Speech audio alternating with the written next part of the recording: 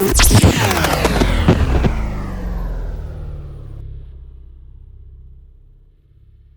عليكم ورحمة الله وبركاته. يا مساء الفل عليكم يا أولادي في كل أنحاء الجمهورية. والنهاردة يوم مميز وجميل عشان أنا مع حبايبي اللي بعشقهم من كل قلبي، يعني ممثلين لطلبة الثانوية العامة. احنا اتفقنا قبل كده انه المذاكرة مش مجرد ورقة وقلم. في حاجات اسمها الستادي سكيلز، في حاجة اسمها ان انا اظبط نفسي انا نفسيا، في حاجة اسمها تنظيم الوقت، في حاجة اسمها طرق المذاكرة الفعالة اللي تخليني ما اضيعش وقت كتير. في عوامل تانية ومؤثرات تانية زي البيئة المحيطة وزي الناس اللي حواليك وزي اصحابك وزي البيت اللي انت عايش فيه، وهل هي بيئة داعمة ليك ولا بيئة محبطة، وازاي تعرف تتعامل مع ده. في نفسيتك انت نفسها، احيانا عندك دافعية احيانا ما عندكش دافعية. السنة اللي انت فيها في حد ذاتها دي سنة بتحس ان هي سنة مصيرية وبتقابلك كتير من التحديات، واحنا النهاردة تحديدا كمان يعني داخلين على فترة المراجعة، ودي فترة شوية كريتيكال او فترة حاسمة شوية. فشفت انه ولادي عندهم بعض المشاكل من خلال يعني تواجدي كأب قبل اي حاجة وكمدرس ومربي لولادي في كل أنحاء الجمهورية.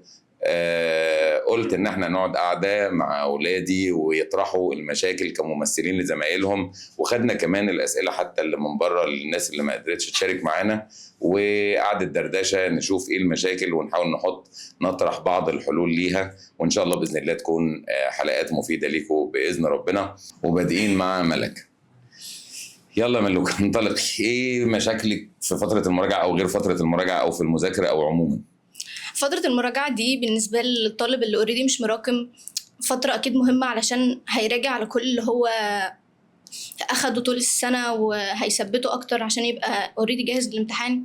بس بالنسبة للطالب اللي مراكم اعتقد هتبقى مشكلة كبيرة ليه، لان هو اوريدي مش فاكر اللي فات وعايز يحل كتير وعايز فعلا يكون جاهز وما يحسش ان هو خلاص السنه ضاعت من ايده. ففتره المراجعه دي يستغلها ازاي، يعمل ايه كده يعني انت بدأ دلوقتي، يعني انت افترضتي انه الطالب اللي مش مراكم وماشي كويس، واعتقد ان مش عارف حد موجود كده في حد، يعني في حد من الناس اللي موجوده مثلا يعني ماشي مثالي ما عندوش اي تراكمات ولا حاجات زي كده؟ ما اعتقدش. انت افترضتي كده ان هو كله تمام يعني ما فيش. يعني انا اول سؤال بتساله فعلا بقى اللي هو الشق الثاني من عندك انت، اللي هو ايه؟ سؤال بيتلخص في كلمه واحده من 4 حروف. ايه هي؟ هلحق. ايوه ايوه هو ده ببص انا بقالي 25 سنه بدرس مثلا السؤال ده في الوقت ده، ومع ان احنا اصلا بنبقى من اول السنه عمالين نقول مثلا نظم السنه بالشكل الفلاني عشان ما تجيش تقول هلحق، فهو بيعمل ايه؟ بتمشي تيبيكال زي ما هي برضه، بيعمل اللي في دماغه وبعدين يجي في الاخر ايه؟ يسال السؤال ب4 حروف دول.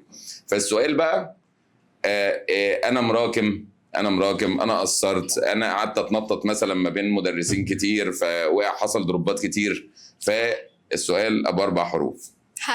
هلحق بالظبط كده. انا عاوز اقول خلينا نتكلم بواقعيه. الفتره بتاعت المراجعه احنا بنقول مثلا ايه، اراوند يعني متوسط حوالي 3 شهور مثلا، 3 شهور 3 وشويه. فانا دايما بقول ان الفتره بتاعت المراجعه دي 3 شهور دول مش كتير وكمان مش قليله ابدا. يعني لو احسن اداره الوقت فيها واداره المواد واداره الذات فيها، ممكن اللي مراكم ده يقدر يلم كويس، بس بشرط. قولي لي ايه؟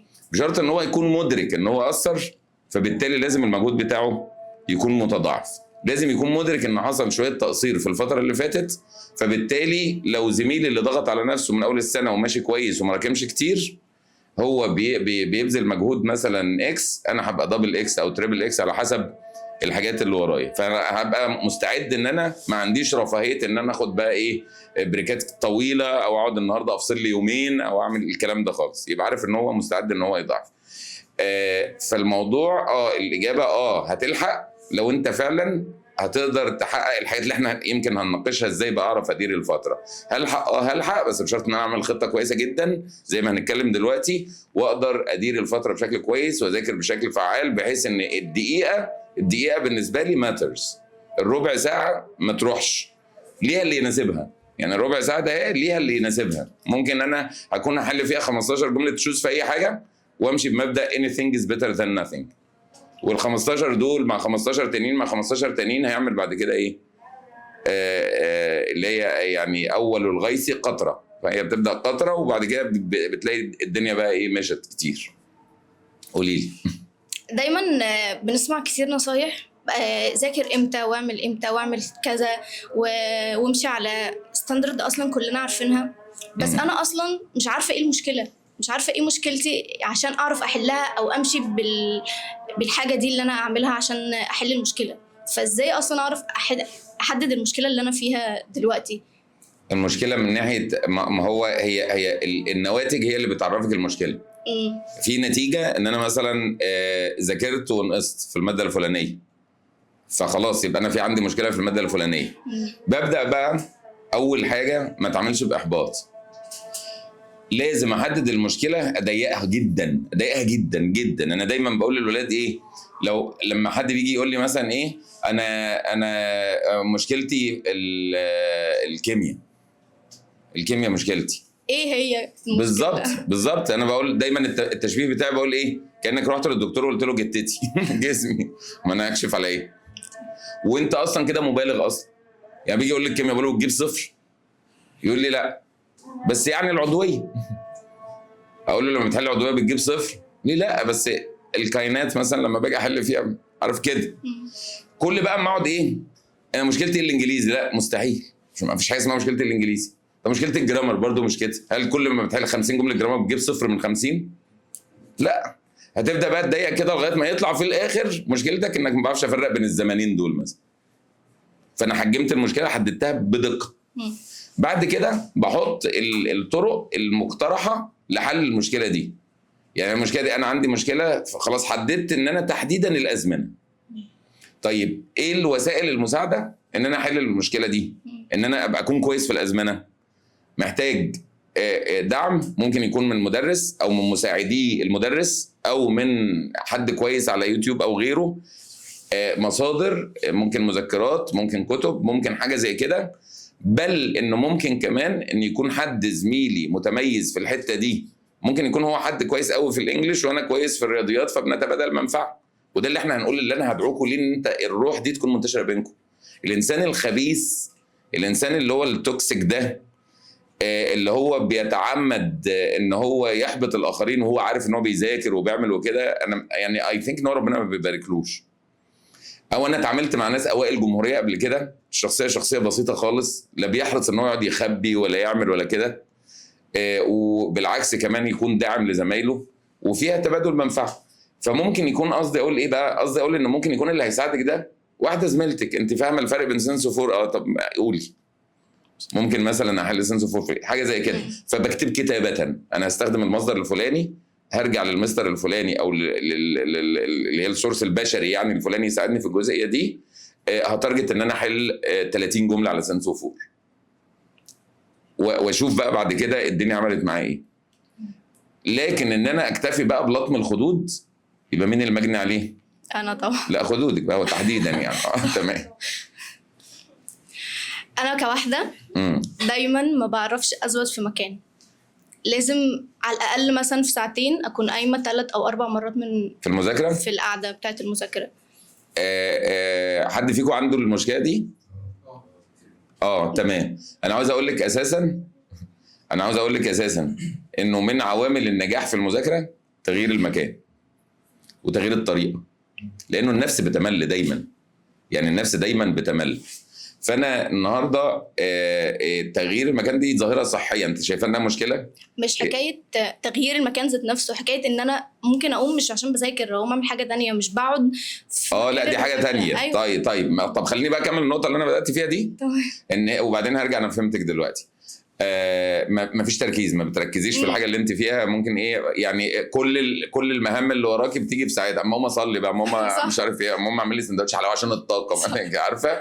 وبعدين الشيطان بيجيبها لك ان هي حاجه مهمه، ان انت اما تعمل حاجه مهمه، انا ايمال عبد، انا اصلا انت هتكفر كده. ف دي حاجه. ده غير كمان ان انا حتى مثلا ممكن ايه اما اجيب الموبايل مش عشان حاجه، انا عشان اطلع معنى الكلمه مثلا الناس استخدموا القاموس، فاجيب البتاع او اعمل حاجه اسمها ايه اللي قلنا عليها قبل كده المونكي مايند. المونكي مايند دي مشكله عالميه، مساله الايه المونكي. اروح داخل على كذا اقوم شايف نوتيفيكيشن على واتساب، ده المستر اللي باعت، لما اشوف باعت ايه اقوم باصص صح. يعني حاجات مهمه كمان، ده انا مش هقول لك بقى فضلا عن ان انا فاتح تيك توك ولا عمال اقلب وعمال بتفرج على الاستاذ كروان مشاكل وصل لفين، لا ده انا بتكلم كمان على ان انا بمانكي مايند في حاجه مفيده. وده بيحصل لي انا شخصيا وبيحصل للدنيا كلها، خلي بالك. يعني ممكن انا بحضر لكم حصه تمام، اقوم داخل بقى وانا محب للمعرفه جدا، اقوم داخل على حاجه الاقي معنى تاني للكلمه، بقى عارف. طب عاوز مثال اقعد كده كده كده كده تاخدني او انا ما حضرتش الامتحان، ما عملتش الحصه. فدي مشكله اصلا يونيفرسال، هحط لك ليها بعض الحلول دلوقتي. نرجع بقى للايه لقضيه تغيير المكان. من الظواهر الصحيه اللي بتساعد على الانتاجيه جدا جدا جدا ان انا ما اثبتش مكان المذاكره ولا طريقتها. مثلا انا قاعد مثلا بحفظ ادب، فانا ممكن اتمشى على السطح، اتمشى اصلا ما اقعدش اصلا. يعني ممكن اكون ماسك الكتاب وبتمشى وبقرا حاجه مثلا ريدنج، ومحتاج ان انا ايه اقعد اسمع لنفسي وحاجات زي كده، فانا بتمشى. في حاجه معينه بحل فيها فانا محتاج اقعد قعده معينه. احيانا هقعد قعده ارضي على حاجه ارض كده زي الطبليه اللي كانت عندنا في الفلاحين زمان، حاجه كده ترابيزه كده ارضي، ما تعرفوش انتوا طبعا القصص موجوده والله. لا في موجود طبليه عادي. ايوه. طب ده كويس جدا، ده جود نيوز بالنسبه لي. فهقعد قعده ارضي، بس اهم حاجه ايه بقى؟ مش على السرير ومتغطي. لازم اكون مجهز الاتموسفير اللي حواليا، الفايبس، مش كده؟ ان هي تبقى فايبس مذاكره. انما كم واحد جرب ان هو قاعد على السرير ومتغطي ومش عارف ازاي، يقول لك انا قاعد كده ويجيبوه الصبح من فوق الكتاب، صح ولا مش كده؟ هذا انا بقول انا دايما كده، هذا انت واي حد. وبعدين ده هيروح عامل مشكله ثانيه، يقول لي ايه بابا هيخش بقى انت بتذاكريش وانت بتعمليش وكده، تتخلق مشكله في البيت، العركه تدور، نفسي تتسد. طب والله ما انا مذاكره لكم تروح انا مياه. وانا بحب قوي مذاكره لكم دي، يعني انا بحب الموضوع ده قوي. غيروا مكان. وانا بدعو النهارده اولياء الامور، لان الطلبه بيشتكوا من انه تعالوا للماما، كل ما اقول لحد ايه تعالوا للماما تعالوا قول للبابا. فيها ايه لما ابنك يعني يكون عندك ثقه فيه وينزل الصبح يروح يقعد في نادي، اي نادي الاطباء ولا نادي مش عارف ايه كده. دلوقتي كل النوادي فيها اساسا ورك سبيس، يعني بقى فيها قاعه فاضيه او قاعده على النيل. انا بنزل انا عن نفسي الصبح بقعد على النيل، بس الصبح قبل ما الناس تصحى اصلا، يعني 7:30 8 كده، قبل ما الدنيا بقعد اخد القهوه بتاعتي ولا حاجه بتاعت الصبح وكده، وقاعد وقدامي فيو النيل. اقعد بقى مثلا ايه اللي يناسب القعده دي؟ احل رياضيات. مش هتكون مناسبه قوي للمذاكره اللي هو عمال بذاكر باب في الفيزياء، فاهمني؟ هتبقى مناسبه ان انا اقعد احل رياضيات، احل مثلا على الرايق كده، تمام، مغير الجو خالص.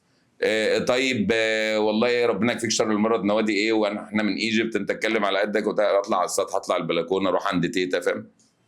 حاجات زي كده. فانا بقول لاولياء الامور ادوا سبيس شويه للولاد، لان هو مهم ان هو يغير المكان بتاع المذاكره، عشان الروتين بيبقى ممل وبيخلي الواحد يتضايق وبيتخنق، فده كويس. هختم معاكي بقى عشان كمان نشارك زمايلنا بالجزئيه بقى اللي انت بتتكلمي فيها بتاعه المونكي مايند، اللي هي مساله ان انا ايه ما بركزش. صلي على النبي صلى الله عليه وسلم. انا بصي، هو ده مرض شديد، وابقى بدعي المثاليه لو قلت لك ان هو ليه علاج، اللي هو علاج جذري، يعني اللي هو كده. اللي بقول لك انا نفسي واي حد هقول لك مش بنهجص، بس برضو ايه حاجات مهمه، يعني حاجات مهمه. طيب ايه الحاجات من الحاجات اللي بتساعد على ده؟ طبعا ان انا اعمل ديدلاين. يعني انا لما بقعد السيشن، انا طبعا انا من التو دو ليست ميكرز، يعني انا من المؤيدين جدا لحكايه التو دو ليست، ان انا ما اكونش قاعد كده ايه سيب الله يا استاذ، ما انا سيب الله طبيعي، بس هو يعني برضو ربنا عاوزنا نكون ماشيين في حياتنا في نظام، حياه منظمه. فانا حاطط تو دو ليست، فدي بتساعدني اصلا اولا ان انا اصحى من السرير. انا لو ما ورايش اي حاجه، مش ملزم نفسي بحاجه، طيب هنام كمان ساعتين ليه برضه هتنام كمان ساعتين ليه؟ عشان اقوم فايق بقى. طب اللي بيحصل ايه؟ اقول لك بقى مثل بتاع تيتا بتاع زمان بتاع جدتك، وبعدين اشرحه لك. كانوا بيقولوا تقاوي النوم نوم. عارفه ايه التقاوي دي؟ حاجات في التقاوي دي الأرض. اللي هي الفيرتلايزرز اللي بتتحط في التربه. اه فكل ما تدي لها نوم ما بتديكش فوقان، بتديك ايه؟ بتديك نوم وكسل. وانت ما بتطلعش كده ولا لا؟ واحد نايم زي حيوان الكوالا 14 ساعه 18 ساعه وبتاع كده، وكل شويه يزود نص ساعه عشان يقول لك هقوم ايه؟ فاهم. هقوم فايق، وهو بيقوم كسلان اكتر، بدي كسل اكتر. تمام. طيب لو انت عندك درس الساعه 9 الصبح بتعملي ايه؟ بتقومي. لو انا عندي شغل الساعه 7 الصبح هقوم، لان في حاجه ملزمه ان انا اقوم. فانا لما اعمل تو دو ليست بيبقى في حاجه انا ورايا الحاجات دي، وهتضايق لو ما عملتش، فبقوم اعمل. طيب في القعده بقى نفسها انا دلوقتي لازم اكتب كتابه. انا بقى بعمل كده مثلا ايه؟ انت هتعمل ايه؟ تحضير، بكتب كده تحضير امتحان للشباب بتاع السمستر او بتاع الترم. بعدين اقوم حاطط وقت. ده تقريبا المفروض ياخد قد ايه؟ عشان ما ايه، ما تعديش مني بقى. فاهمين؟ المفروض ياخد وقت كذا، الوقت الفلاني. وفي الفتره دي بشيل اي ديستراكتورز من حواليا، اي مشتتات، حتى المشتتات البصريه. يعني انا مثلا قاعد اذاكر دلوقتي فيزياء، تمام؟ انا محتاج ايه؟ محتاج بس الكتاب ده او المذكره دي والورقه دي اللي هكتب فيها وكده. بشيل كل حاجه، اخلي الترابيزه فاضيه زي دي كده، عشان حتى المشتتات البصريه اكون مركز جدا، ذهني صافي جدا للحاجه اللي انا بعملها كويس. والمشروب اللي انا هشربه ولا حاجه جنبي، ترابيزه فاضيه، انا شغال على الحاجه دي، والمفروض الحاجه دي هتاخد مني ساعه، وحاطط التايمر بقى بتاعي، والموبايل مقفول، او على الاقل شايل اعمل فوكس وكده، اعمل فوكس مود وحاجات زي كده.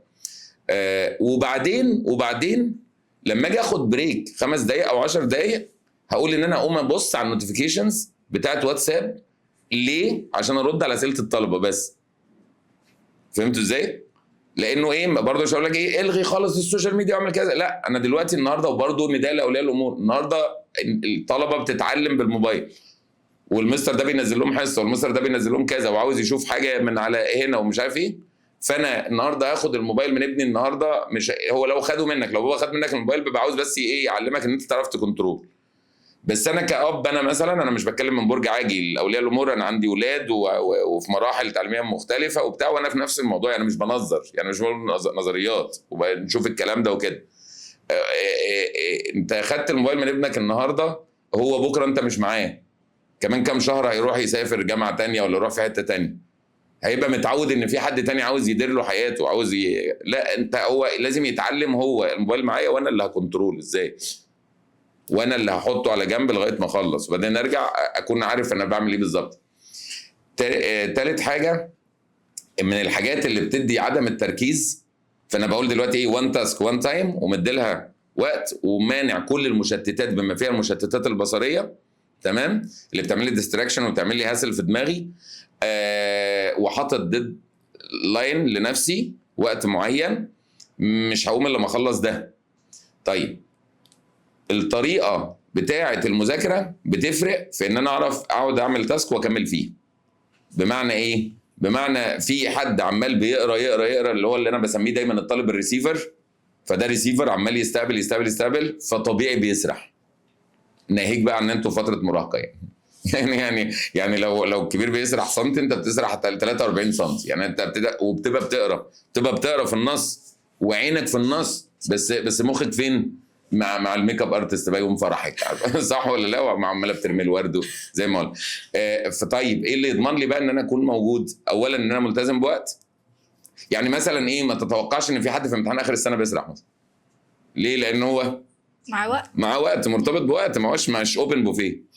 فحاطط نفسه وقت. رقم 1. رقم 2، بيعمل ايه؟ بيحل. فيسرح ازاي؟ ده هو اصلا لازم يقرا عشان يطلع الناتج. فطريقه مذاكرتي هتفرق. انا اقرا الفقره مثلا، ما اقعدش مسترسل بقى، لا، اقرا الفقره بعدين اقف ادي رياكشن. ممكن يكون الرياكشن ده ان انا هتخيل ان انا هشرحها لحد، فاشرحها، ما اقعدش اقرا ايه من فقره لفقره، ولا هتقعد توصل لاخر الصفحه وتلاقي نفسك مش موجود، تقعد ترجع وتروح وترجع. بدي بقى ايه رد فعل، هلخصها في كلمات، هحط كي ووردز، هعمل هايلايت، زي ما هنبقى ندي بقى حاجات، يعني نعمل لقاءات خاصه بس بالاستادي سكيلز. هحط عليها مثلا اسئله عباره عن كلمه واحده، اين ولد، مش عارف ايه، كلام من ده. لو بتكلم على فقره عن حد اديب مثلا او حاجه زي كده في العربي او غيره. الكيوردز بتاعت الزمن ده بعملها بايدي، بعملها انا بايدي، فبالتالي في انتراكشن، في تفاعل.